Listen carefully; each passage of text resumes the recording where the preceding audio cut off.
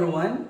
This is Sir Vincent once again, and for today's video, ang pag-uusapan naman natin ay Arithmetic Sequence. So ano nga ba ang Arithmetic Sequence? So an arithmetic sequence is a sequence where each succeeding term is obtained by adding a fixed number.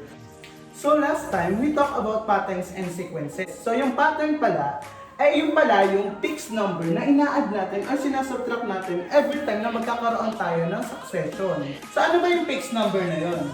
So yung fixed number is called the common difference, which is denoted as small letter d. Halimbawa, meron tayong 1, 3, 5, 7, 9. So ito pa ng sequence na to is called an arithmetic sequence. So ano ba yung pattern dyan? Ano ba yung nangyayari each succession? So each succession, from 1 naging 3, from 3 naging 5, from 5 naging 7, and from 7 naging 9, nadadagdagan siya ng ilan? So nadadagdagan siya ng 2. So 1 plus 2 is 3, 3 plus 2 is 5, 5 plus 2 is 7, and 7 plus 2 is 9. So yung 2 pala na to is a fixed number, ibig sabihin dapat hindi siya nagbabago. So 2, 2, 2, 2. So ayan po ay constant, kaya siya tinawag na fixed number. At yung fixed number na yan ay tinatawag natin common difference. Bakit common difference? Kasi common, ibig sabihin pare-parehas. Difference, ibig sabihin siya yung sagot kapag tayo ay nagma-minus. So bakit ba tayo nagma-minus? So para makuha natin yung common difference, so paano po yun? O diba nung last time, nagma-minus tayo pabalik, from 9, ima-minus natin to its preceding terms, yung bago ang term, sa kanya, 9 minus 7, that's 2, 7 minus 5, that's 2, 5 minus 3, that's 2, and 3 minus 1, that's 2. Kaya pala siya tinawag na common difference. So yung common difference na to, ito yung nagsasabi kung arithmetic ba ang isang sequence o hindi. Kasi ang arithmetic sequence ay may common difference. So, pag ang sequence ay walang common difference, ibig sabihin, hindi siya arithmetic sequence. Okay, so paano ba natin malalaman kung arithmetic ba ang isang sequence o hindi? So, ganito po yan.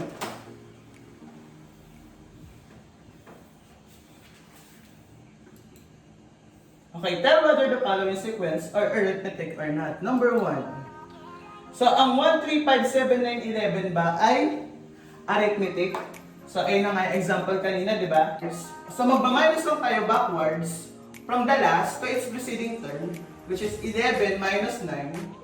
Ang sagot ay 2. 9 minus 7. Ang sagot ay 2. 7 minus 5. Ang sagot ay 2. 5 minus 3. That's 2 din. And 3 minus 1. That is equivalent to 2. So kung mapapansin nyo, meron siyang common difference. So ibig sabihin, si number 1 ay arithmetic sequence. Number 2, 31, 24, 17, 10, 3, and so on. Okay, by the way, dito, siya po ay finite, diba? Kasi ito yung last term. Dito, may 3 dots. Ibig sabihin, that indicates that the sequence is infinite. So, wala siyang katapusan. So, from 3, ito yung alam natin na last. Minus 10, kukunin natin yung common difference. 3 minus 10. 10 minus 17. 17 minus 24. And 24 minus 31. So, kung mapapansin nyo, etong sequence na to ay nababawasan naman. So, yung una, nadadagdagan ng 2. Yung pangalawa, nababawasan naman. So, ano ang common difference niya? So, pag nababawasan, ang common difference niya ay, syempre, negative. So, 3 minus 10, recall lang natin yung pag-minus ng integers. Pag nabaminus tayo, change the sign na subtrahend, itong 10 magiging negative, then proceed to addition. So that's 3 plus negative 10, that is equivalent to negative 7. Ito naman, change the sign, proceed to addition. 10 plus negative 17, that is equivalent to negative 7 din. O, ganun din dito, change the sign, proceed to addition. 17 plus negative 24, that's negative 7. And negative and 24 plus negative 31, that's negative 7. So, meron din po siyang common difference. AS to, di ba? So, meron din siyang common difference. Since meron siyang common difference na negative 7,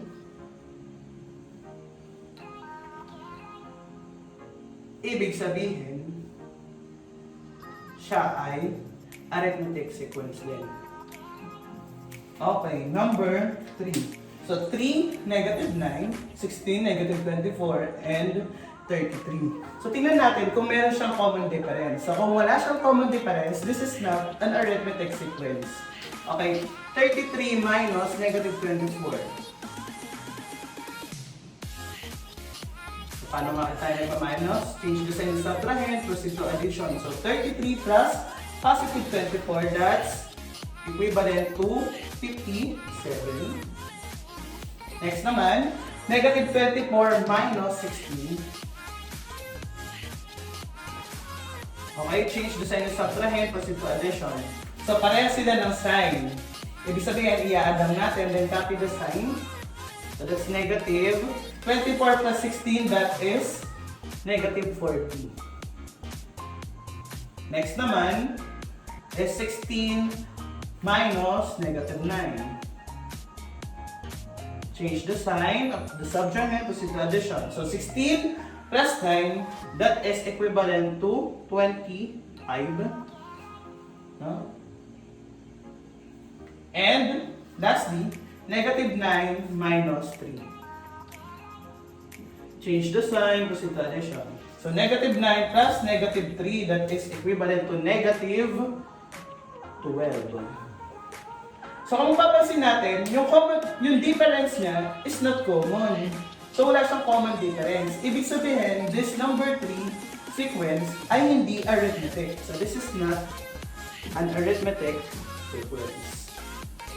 Okay, again, paano natin malalaman kapag ang sequence ay arithmetic? Kapag meron siyang common difference. Okay, paano naman natin kinukuha ang common difference? So, nagma-minus lang tayo backwards. So, from 11 minus its preceding term, 9. 11 minus 9, that's 2. 9 minus 7, that's 2. And so on.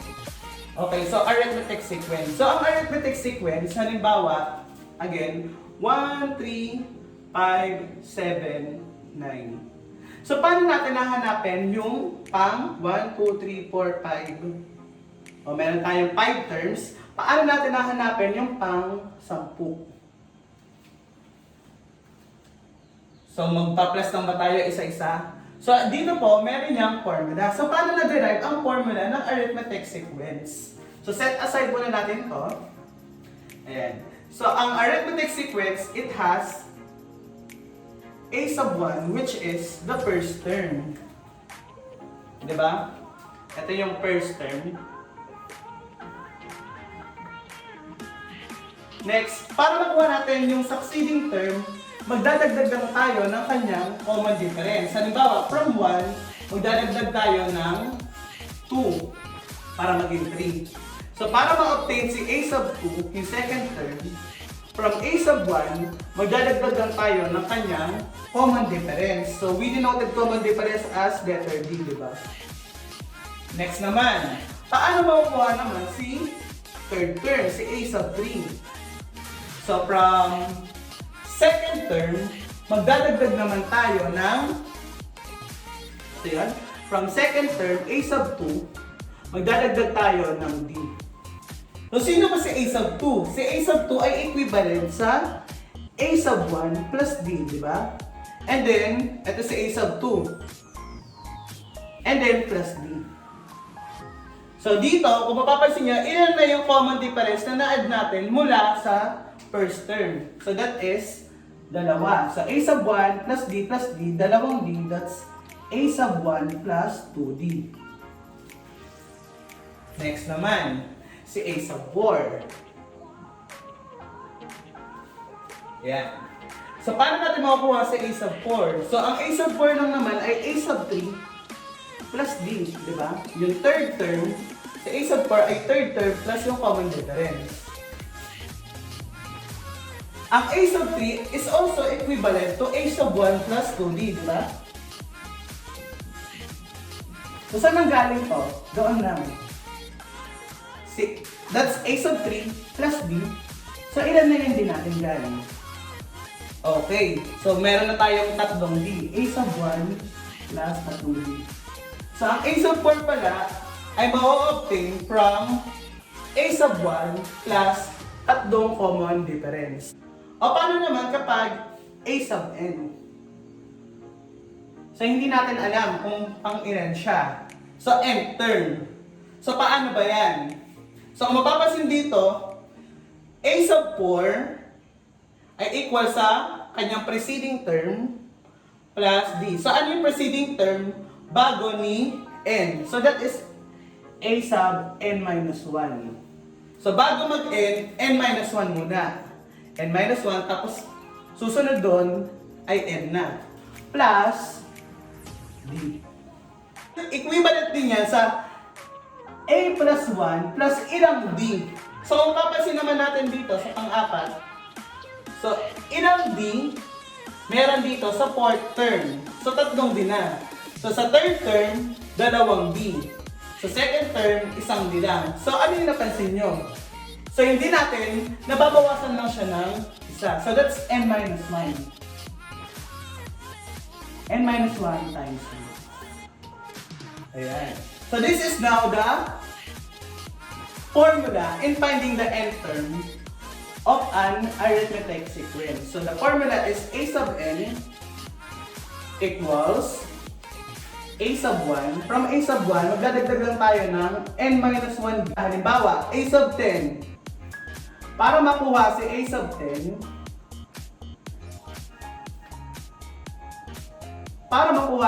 10, a sub 1 lang yan, plus yung n natin, which is 10, minus 1, tapos times d. Or simply, a sub 1 plus 9d. Ayan po si a sub 10. Okay, alam naman natin si a sub 1, di ba? Si a sub 1 dito ay 1, ayan yung first term, plus 9. Ano yung d natin? Ano yung common difference dito? That's 2. Diba? So that's a sub 10 equals 1 plus 9 times 2, that's 18. So that is equivalent to 19.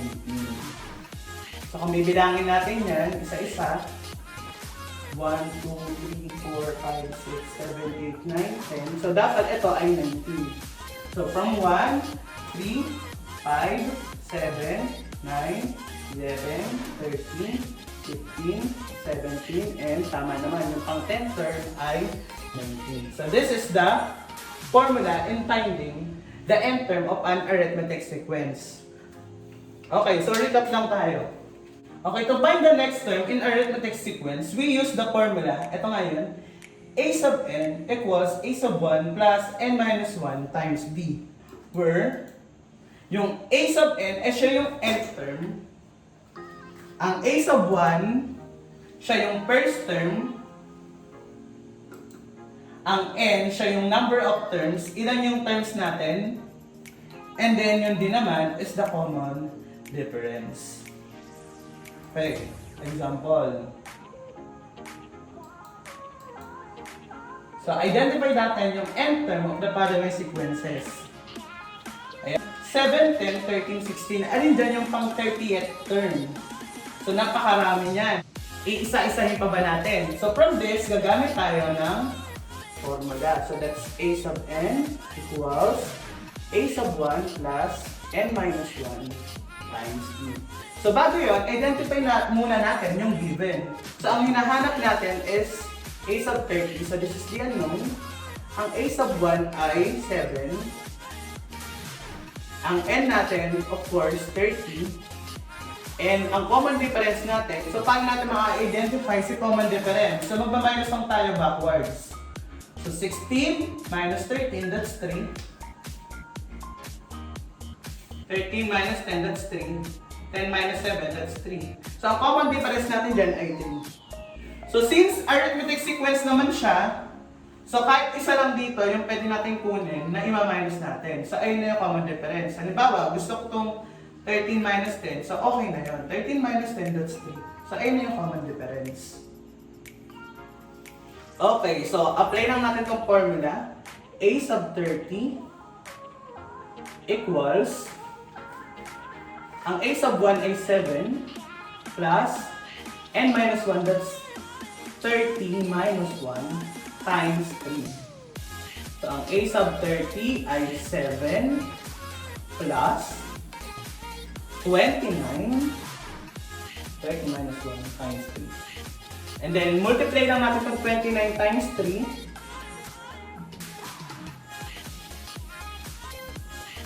And then, 7 plus 87, that's 94. So, yung pang 30th term pala ay 94. So, ganun lang po kasimple. So, hindi na natin kailangan isa-isahin hanggang 30. Next. Okay, next example. 19, 17, 15. And what we're going to find is the 35th term. So, paano ba yun? Okay. So, formula ulit. A sub n equals A sub 1 plus n minus 1 times d. So, identify muna natin yung mga given. So, ang hahanapin natin ay 35. What is A sub 1? Ang A sub 1 ay 19. Ang n ay equal sa 35, of course. And then, ang d naman ay, ang common difference ay, sa ano ang common difference dito? So, mag-minus lang tayo. 15 minus 17. Change the sign. Proceed to addition. 15 plus negative 17, that is equivalent to negative 2.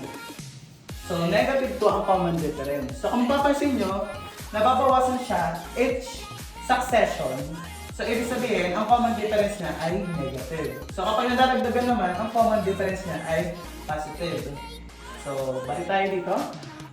Apply lang natin ang formula na A sub n equals A sub 1 plus the quantity n minus 1 times d. So, A sub 35 ay equivalent sa A sub 1, which is 19, plus n minus 1, that's 35 minus 1 times the common difference, which is negative 2. Next. So, minus lang natin to, that's 19 plus 34 times negative 2. So, multiply natin si 34 and negative 2, that's 68. Negative. So, 19 plus negative 68, ang sagot po dyan ay negative 49. So, ang 35th term natin ay negative 49. So, we have here negative 13, negative 6, 1, and ang hinahanap is yung 10th term. So, ano ba yung mga given? So, yung unknown natin is A sub 10. Ang A sub 1 natin, ang first term ay negative 13. At ang n natin, of course, 10. And the common difference is, so ano yung common difference dyan? So, 1 minus negative 6. Okay? Ito ulit yung rule ng subtraction of integers. Change the sign of the subtrahend, then proceed to addition. So, 1 plus positive 6, that is 7. So, ang common difference pala niyan ay 7. So, applying the formula, A sub 10 equals, ang A sub 1 ay negative 13, plus ang n ay 10 minus 1 times 7. So, this is negative 13 plus 10 minus 1, that's 9 times 7. So, 9 times 7 muna, that's 63 plus negative 13. So, i-add lang natin yan. So, ayun na po ang A sub 10. So, negative 13 plus 63, that is positive 50. So, yung pang 10th term pala ng ating number 3 sequence ay positive 50. Okay, next we have 1/3, 1/2, 2/3, and ang hinahanap naman natin is A sub 20. So, paano na kapag fraction? Ayan. So, easy lang naman din yan. So, ganito po yan. So, ang hinahanap natin is A sub 20. Ang first term natin ay 1/3. Ang n natin ay 20. At ang common difference ay, ayan, so pili lang tayo din kung ano yung gusto natin. Halimbawa, 2/3 and 1/2. So 2/3 minus 1/2. Ayan, so recall natin kung paano tayo nag-minus naman ng fraction. So una, dapat pareha sila ng denominator. So kung magkaiba ng denominator, hahanapin natin muna yung LCD ng ating denominators. So 2 and 3, ano ba yung LCD niyan? So ang LCD, yung least common denominator. So paano mahanap ang LCD? Ganito po ang ginagawa ko. So hanapin muna natin yung multiples ng 2. That's 2, 4, 6, 8. The multiples ng 3, 3, 6, 9, 12. So kung saan sila unang naging parehas, so 6. So ayan ang least common denominator nila. So ang least common denominator ay 6. Yan. So paano ba natin ito change? From 2/3 and then i-change natin siya na ang magiging denominator niya ay 6 na. So from here, 6 divided by 3. So ang answer ay 2. Then 2 times 2, that's 4. Then dito naman, 6 divided by 2, that's 3. 3 times 1 ay 3. So minus lang natin yan. 4 minus 3, that's 1 over 6. So ayun na po ang ating common difference. 1 over 6. Yan. So from that, apply na natin tong formula. So ang a sub n is a sub 20 equals 1/3 plus, ang n natin ay 20 minus 1 times the common difference, 1 over 6. That's 1/3 plus 19 times 1 over 6. So multiply muna natin si 19 times 1 over 6. So paano ba tayo nag-multiply ng whole number to a fraction? So dapat parehas mo na silang fraction. So ang denominator naman ng whole number ay laging 1. So in multiplying fractions, multiply lang natin yung numerator to numerator and denominator to denominator. 1/3 plus 19 times 1, that's 19. 1 times 6 ay 6. And then add na natin sila. Again, in adding fractions, kailangan parehas muna sila ng denominator. So if not, find the LCD. So ang LCD naman ng 3 at 6 ay 6 din. Ayan. Next step, divide natin to. 6 divide 3, that's 2. Times 1, that's 2. Plus, ayan, 6 divide 6 ay 1. Times 19, 19 pa rin, of course. So 2 plus 19, that's 21 over 6. And then, if possible, express natin siya as lowest term. So to express this in lowest term, hanapin lang natin saan to pwede i-divide parehas. So ayan po ay pwedeng i-divide by 3. So 21 divide 3 ay 7. And 6 divide 3 ay 2. So yung pang 20th term pala ng ating sequence ay 7 over 2. 7 halves. Yan. Okay, next. So in this case, given na po yung mga given. So given na yung given. Ayan. So meron na tayong mga given. And i-apply na lang natin siya sa formula. So ang hinahanap natin ay a sub 25. So yung n natin ay 25. There are 25 terms sa ating sequence. And then, ang first term natin daw ay 4. Ang n ay 25 of course, minus 1 times, ang common difference ay 3.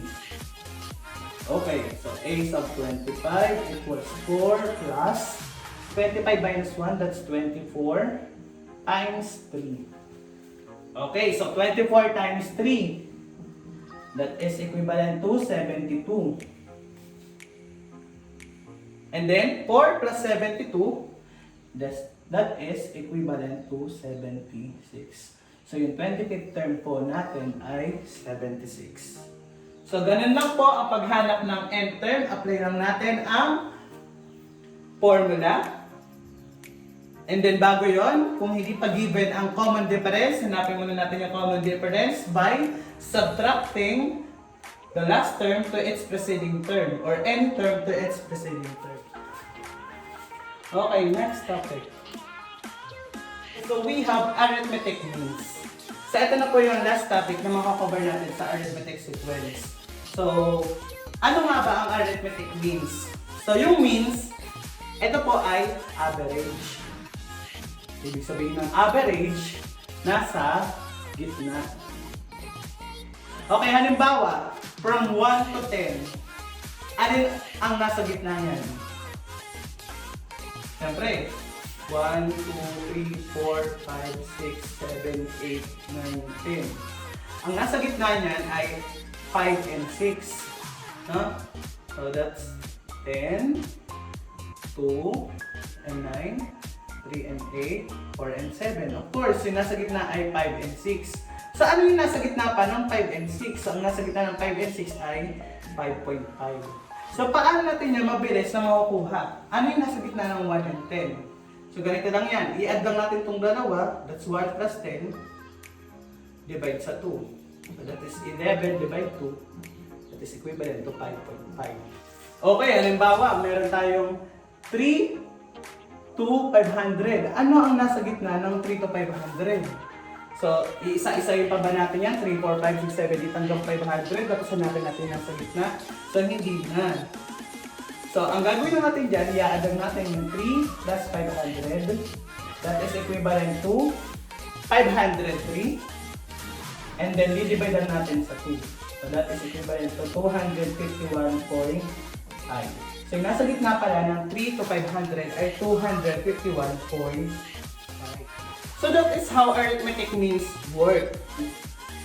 So, alin ba yung nasa gitna ng 3 and 500? So, magdadagdag lang tayo din ng 251.5. So, in arithmetic means, we can add few terms in a non-consecutive terms in a sequence. Okay, halimbawa,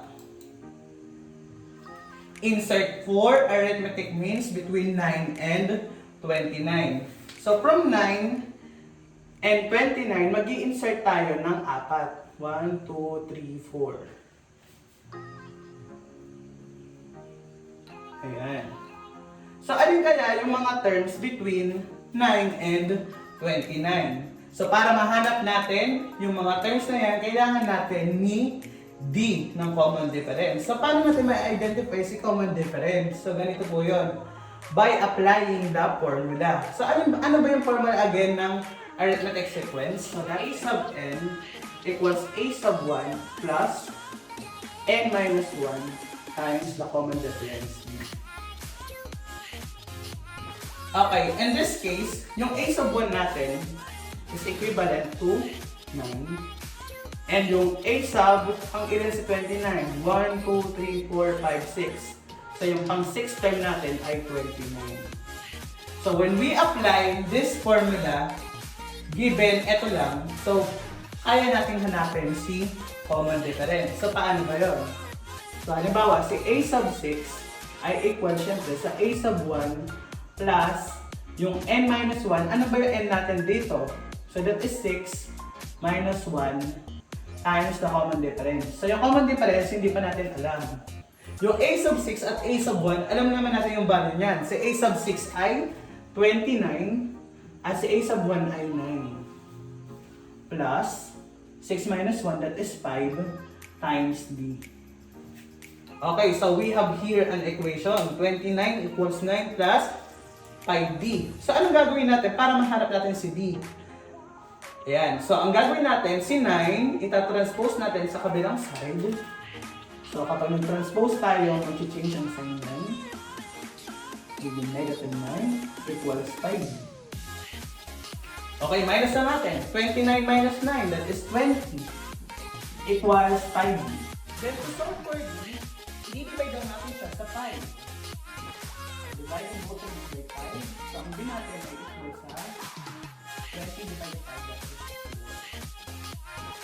Okay, now that we know the common difference, we can now find each term. Ano ba yung mga missing terms? So, a sub 2 ay ay equal sa, syempre, a sub 1 plus yung n natin, 2 minus 1, that's 1, times ang d natin ay 4. So that is 9. Ang a sub 1 ay 9 plus 4. Ayan po ay 13.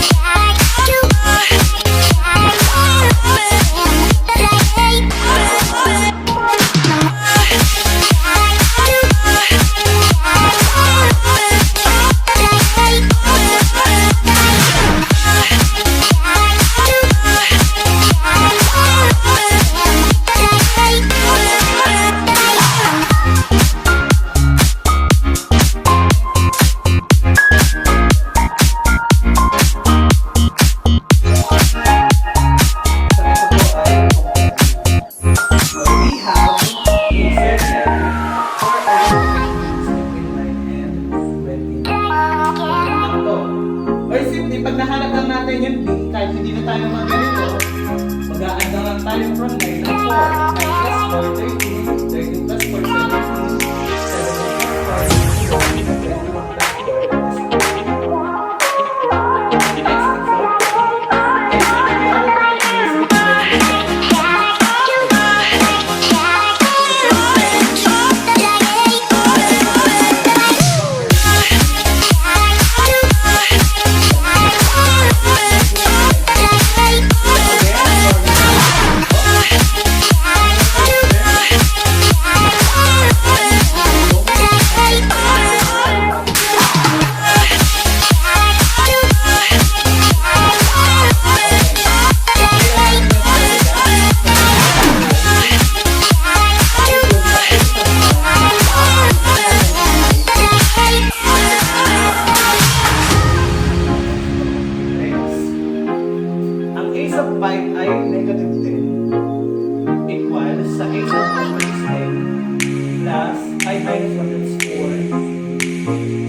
Okay, lipat lang natin si 10 sa kabilang side. So that is negative 10. Mag-change to ng sign. Magiging negative 10 equals 4d.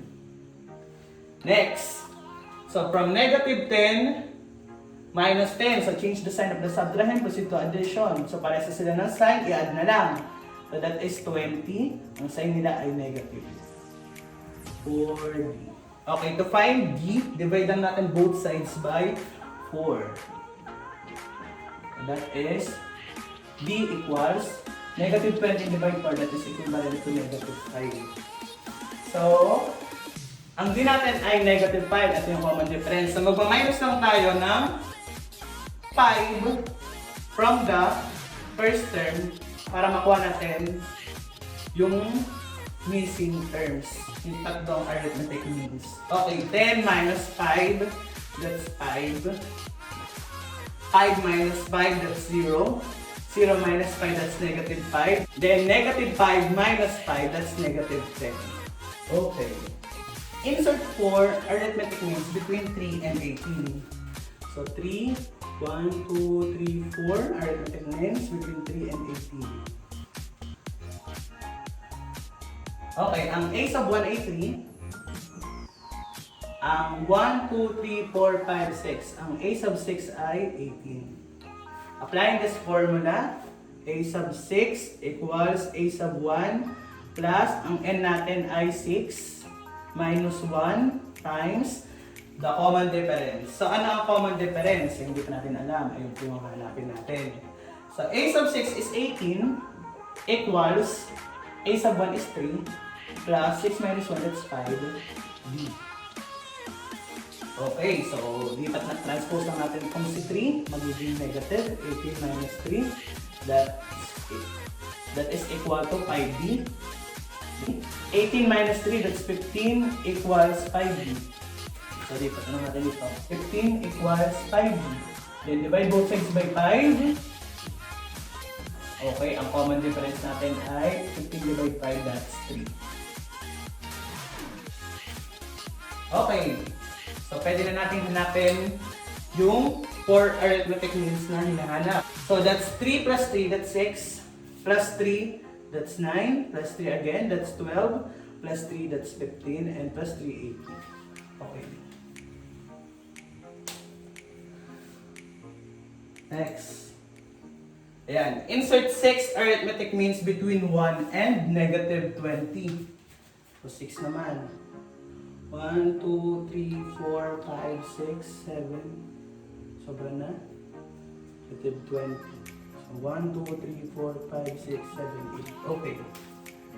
So, ang a sub 1 ay 1. Ang negative 20 po ay pang 8 term. So, a sub, okay, dito na lang, sub 8 equals a sub 1 plus, ang n natin ay 8. Minus 1 times b. So, yung a sub 8 ay negative 20. Ang a sub 1 ay 1 plus 8 minus 1, that's 7b. Okay, next. So, yung 1, ilipat lang natin sa kabilang side. So, magiging negative yan. 20, negative 20 minus 1 equals 7b. So, change the sign of the subtrahend and proceed to addition. Negative 20 plus negative 1, that is equivalent to negative 21, equals 7d. Then, to find d, divide both sides by 7. Alright, so d equals negative 3. So, magmaminus lang tayo ng 3 dito sa 1, and so on, para mahanap natin si negative 20. Okay. 1 minus 3, that's negative 2. Minus 3, that's negative 5. Minus 3, that's negative 8. Minus 3, that's negative 11. Minus 3, that's negative 14. Minus 3, that's negative 17. And negative 17 minus 3 is negative 20. Alright. So this is now our arithmetic sequence. So we have inserted 6 arithmetic means between 1 and negative 20. Okay. Okay, so that's it. Thank you guys for watching. This is again Sir Vincent, and see you on my next video.